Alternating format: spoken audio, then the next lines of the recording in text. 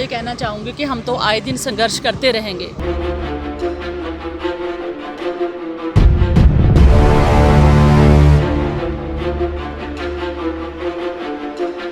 सरकार सुने ना सुने, हम लोगों की आवाज़ उठाते रहेंगे।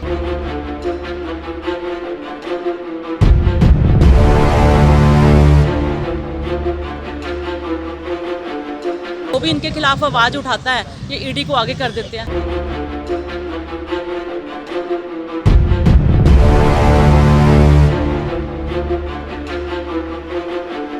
कहते हैं ना कि मोदी जब जब डरता है ईडी को आगे करता है। इस जोर जुल्म की टक्कर में संघर्ष हमारा नारा है।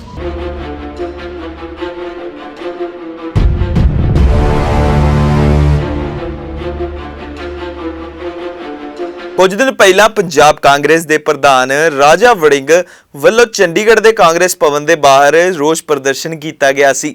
ਇਹ ਰੋਸ ਪ੍ਰਦਰਸ਼ਨ ਸੋਨੀਆ ਗਾਂਧੀ ਨੂੰ ਈਡੀ ਦਾ ਸੱਦੇ ਦੇ ਉੱਤੇ ਦਿੱਤਾ ਗਿਆ ਸੀ, ਜਿਸ ਵਿੱਚ ਕਾਂਗਰਸ ਦੇ ਵਰਕਰ ਤੇ ਪੁਲਿਸ ਆਮੋ ਸਾਹਮਣੇ ਹੋ ਗਏ। ਇਸ ਵਿੱਚ ਪੁਲਿਸ ਵੱਲੋਂ ਵਾਟਰ ਕੈਨਨ ਵੀ ਚਲਾਏ ਗਏ ਤੇ ਕਾਂਗਰਸੀਆਂ ਨੂੰ ਹਟਾਇਆ ਗਿਆ।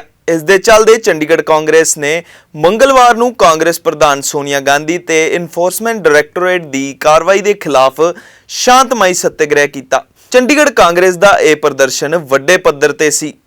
ਇਹ ਸੱਤਿਆਗ੍ਰਹਿ ਕਾਂਗਰਸ ਪਾਰਟੀ ਵੱਲੋਂ ਪੂਰੇ ਦੇਸ਼ 'ਚ ਪਰ ਸ਼ਾਂਤਮਈ ਢੰਗ ਨਾਲ ਕੀਤਾ ਜਾ ਰਿਹਾ ਹੈ। ਇਹ ਰੋਸ ਪ੍ਰਦਰਸ਼ਨ ਕਾਂਗਰਸ ਭਵਨ ਸੈਕਟਰ 35 ਚੰਡੀਗੜ੍ਹ ਦੇ ਨੇੜੇ ਕੀਤਾ ਗਿਆ, ਜਿਸ ਵਿੱਚ ਚੰਡੀਗੜ੍ਹ ਕਾਂਗਰਸ ਦੇ ਪ੍ਰਧਾਨ ਐਸਐਚ ਲੱਕੀ ਨੇ ਕਿਹਾ ਕਿ ਸਿਆਸੀ ਬਦਲਾਖੋਰੀ ਕਾਰਨ ਸਰਕਾਰ ਸੋਨੀਆ ਗਾਂਧੀ ਤੇ ਇਹ ਕਾਰਵਾਈ ਕਰਵਾ ਰਹੀ ਹੈ। ਕਾਂਗਰਸ ਦੇ ਹੋਰ ਮੈਂਬਰਾਂ ਵੱਲੋਂ ਵੀ ਕੇਂਦਰ ਸਰਕਾਰ ਨੂੰ ਲਾਹਨਤਾਂ ਪਾਈਆਂ ਗਈਆਂ।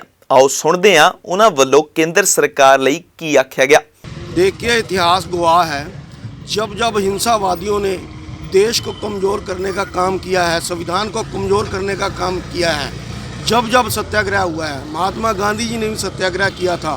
आज पूरे देश में कांग्रेस पार्टी सत्याग्रह कर रही है। जो जिस तरीके से आज ये हिंसावादी सरकार, बीजेपी की सरकार पूरा ईडी की और जितनी संस्थाएं हैं जिसका दुरुपयोग कर रही है, उसके अगेंस्ट हम लोग यहाँ पर बैठे हुए हैं। भी देश में दोबारा से सत्याग्रह का समय आ गया। तो चंडीगढ़ में भी हम हमारे प्रदेश अध्यक्ष लक्की जी के अगुवाई में यहाँ पर बैठे हुए हैं। तो बिल्कुल सही बात है, 7-8 दिन से लोकसभा चल रही है, राज्यसभा चल रही है, पर लेकिन वहाँ पर महंगाई के लिए, बेरोज़गारी के लिए, अग्निवीरों के लिए और कई मुद्दे ऐसे हैं जिसके ऊपर कांग्रेस पार्टी और विपक्ष पूरा ये कह रहा है कि इसके ऊपर चर्चा होनी चाहिए, लेकिन वहाँ पर कोई सुन नहीं रहा। और बड़ी बात, 4 हमारे सांसद वहाँ से कल निलंबित कर दिए। ये हम इसी के अगेंस्ट, ये हिंसावादी सरकार है, इसीलिए हम अहिंसा का यहाँ पर रास्ता अपनाकर अब यही रास्ता रह गया सत्याग्रह के तौर पर हम लोग यहाँ पर बैठे हैं, ताकि वैसे उन लोगों को बात नहीं सुनती तो इस तरीके से हम सुनाने की कोशिश करेंगे। देखो, मैं तो ये कहना चाहूँगी कि हम तो आए दिन संघर्ष करते रहेंगे।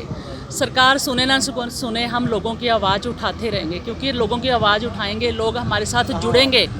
जैसे जैसे कहते हैं ना, 1 के साथ 2, 2 के साथ 4, जैसे जैसे लोग जुड़ेंगे वैसे वैसे सरकार को शायद कहीं ना कहीं उनके कान में इतनी आवाज़, जब इतने लोगों की आवाज़ गूंजेगी, शायद सरकार ये हमारी आवाज़ सुन ले।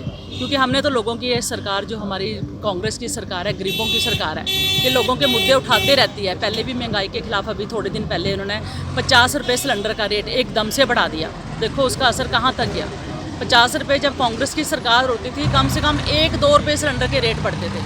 कभी पैसों में बढ़ते थे, फिर रुपए में बढ़ने लगे, पर 50 रुपये तक रेट आज तक कभी नहीं बढ़े थे। 2-3 रुपये से ऊपर रेट नहीं बढ़ा। बिल्कुल, देखो डिक्टेटरशिप कर रहे हैं। जो भी इनके खिलाफ आवाज़ उठाता है, ये ईडी को आगे कर देते हैं। कहते हैं ना कि मोदी जब जब डरता है ईडी को आगे करता है, और तो इनके पास कोई हथियार नहीं है। जब भी हम लोग आवाज़ उठाते हैं, ये ईडी को आगे कर देते हैं। पर कुछ नहीं होने वाला, जो मर्जी ये कर लें। ईडी के खिलाफ हमारा कोई प्रूफ नहीं है, कोई सबूत नहीं, ना इन्होंने कोई गलत काम किया है। ये आप गलत काम करते हैं तभी दूसरे के ऊपर थोपते हैं। ठीक कहा आपने, जैसा गांधी जी ने कहा था कि जो काम हिंसा से, लड़ाई से, झगड़े से, प्रदर्शन से नहीं हो सकता, शांतिपूर्वक सत्याग्रह बैठने से हो सके।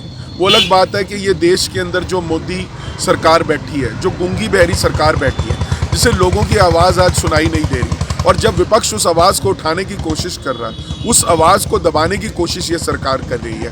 उस सरकार को जगाने के लिए, उस सरकार को नींद से उठाने के लिए आज चंडीगढ़ कांग्रेस ने एक ध्येय किया है, एक शांतिपूर्ण तरीके से सत्याग्रह पर हमारे साथी यहाँ पर बैठे हैं।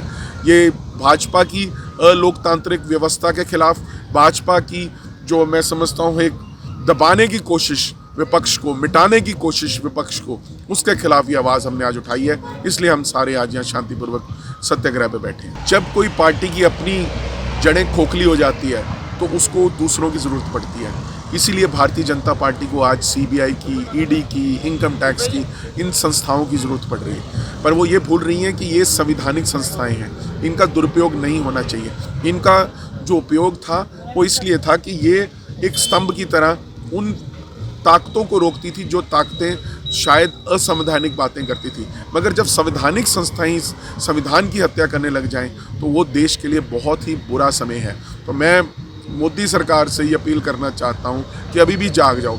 8 वर्षों तक आपने लोगों को सिर्फ दुख दिया है, आपने लोगों को तंग किया है, आपने लोगों को परेशान किया है, आप लोगों का मतलब जीना मुश्किल आपने कर दिया है। तो अब समय आ गया है, लोग भी जाग चुके हैं, लोग आवाज़ उठा रहे हैं, कांग्रेस पार्टी भी आवाज़ उठा रही है, विपक्ष भी आवाज़ उठा रहा है। उस आवाज़ को दबाने की कोशिश ना करें।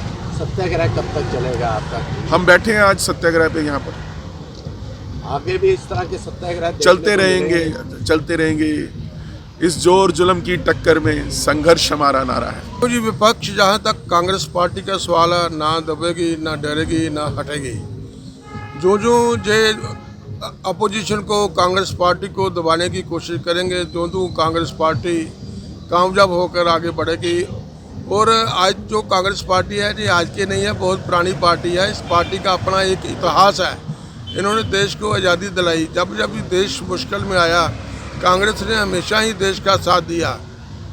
आज भारतीय जनता पार्टी कांग्रेस को ख़त्म करने के लिए लगी हुई है। ये उनकी एक बहुत बड़ी भूल है। कांग्रेस कभी ना ख़त्म नहीं हो सकती है। कांग्रेस की जड़ें बहुत डूंगी हैं। और जो हमारे जो लीडर हैं सोनिया गांधी जी को और राहुल गांधी जी को बुलाते रहेंगे, क्योंकि हमारी पार्टी सड़कों के ऊपर संघर्ष करती रहेगी। सदन उनकी है, सड़कें हमारी हैं। तो हम संघर्ष करते रहेंगे अपने लीडर की फेवर में, और भाजपा के जो स्वप्न हैं उनको पूरा नहीं होने देंगे।